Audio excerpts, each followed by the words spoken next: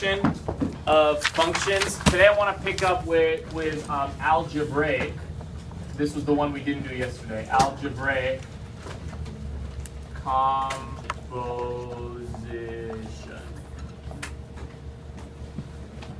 Are we on, Lucia? Yeah. Okay. Algebraic composition. So algebraic composition means the following. Imagine I have two functions. One is f of x equals x plus 2, and one is g of x equals, I don't know, negative absolute value of x minus 3 plus 5. I just randomly made these up. And the first question I might ask is the following. Find f of g of 1. So let's say I asked to find f of g of 1. Based on what we talked about yesterday, what would step 1 for this be? What would step 1? Ariana, what would that be? You have a question? Yeah. That's minus 31, right? No, minus 3 absolute value. Oh.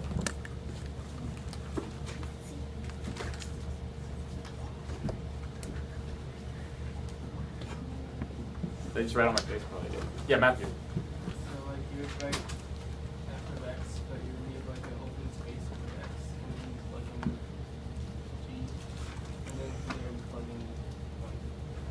Yeah, that is a process. Like more directly, I just want to solve this first. I want to solve this part first. So this goes first because we go inside and we work our way out. Michelle, can't hear you. Wouldn't you plug in that 1 to g of x? Yeah. And then once you get that answer, you plug in that into Precise. So let's find g of 1. So g of 1 equals, let's plug in 1 here. So negative absolute value of 1 minus 3 plus 5. So negative, these are the absolute value bars, plus 5. So I could solve this out and get g of 1 equals negative absolute value of 2, of negative 2, plus 5. Negative outside, 1 minus 3 is negative 2, plus 5. I'm only demonstrating this because it'll be helpful if we actually walk through this process for the next problem. Obviously, some of you all can do this in your head, that's fine. But I just want to walk through because it'll be very helpful for what we're about to do. Now, g of 1 equals, well, the absolute value of negative 2 is just 2. So this is negative 2 plus 5. So g of 1 equals 3. Some people probably did that in a third of the time I did it. That's fine. But again, we're just modeling this for the next problem. So now we've got g of 1 equals 3. So I can rewrite this as, let me do it over here. I can rewrite this as, instead of f of g of 1, now it can become f of, instead of g of 1, let's just put 3. Let's just put 3. So f of 3 means take 3, just like Michelle said, and let's plug it into the top equation. So that's equal to 3 plus 2. So f of 3 equals 5. Then remember, we are not going to leave it like this. We would lose a point if we left it like this. We need to rewrite it properly as f of g of 1 equals 5. That'll be the final answer. So let me take some questions on that. Lucio, question? No. Yeah, what, like, on the homework it shows like a capital F, is that like the same thing? That was a typo, yeah. So Word was just like, so in Microsoft Word it just like defaulted to capitalize the F. We should have made it small. So there's no special thing with the capital F? Good question.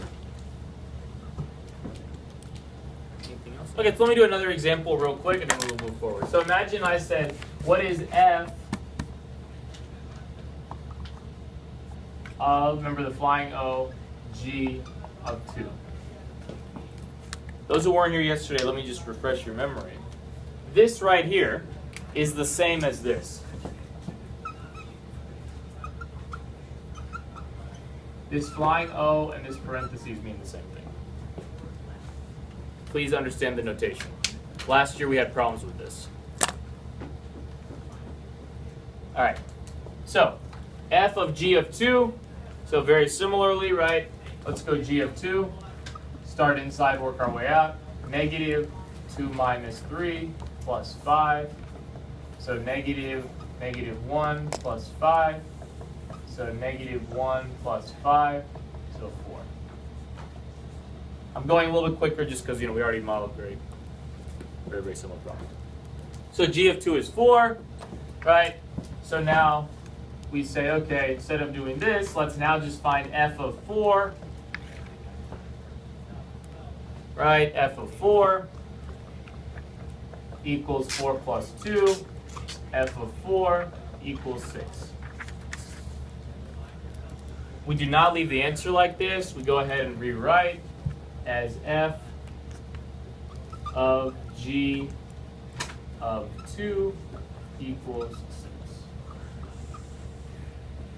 Or if you want to write it as this will also be accepted on the quiz or test or common assessment.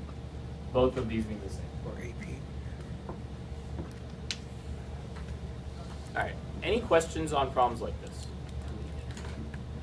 Okay. So these are the more basic algebraic problems. Here is an example of the more challenging one. Example of the more challenging one is the following. So keeping these exact same f of x and g of x, they would ask this. Find g of f of x. This is the more complicated example. Let me walk through this slowly.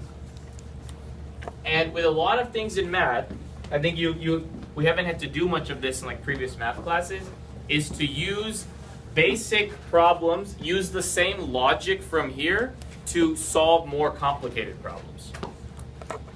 It tends to be the case in earlier algebra class, in earlier classes, Mr. Kurth was explaining this, that we don't ask you to do a lot of like apply this logic to like a much more complex problem. That's what we're gonna ask you to do. So finding g of f of x, just like this problem, we start inside and work out. So the first thing we want to solve is f of x. So what does f of x equal in the context of our problem? What does f of x equal in the context of our problem? Cassandra. X plus 2. Says it right here. X plus 2.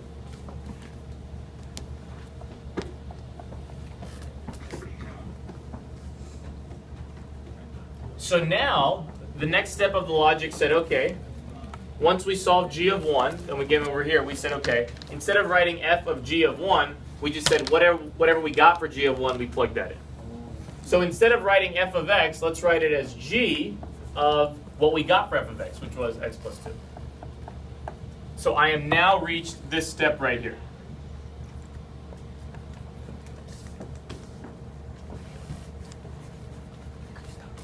The recording. Stop. It got messed up? No, it's like there's notifications, that's all. Oh, I put on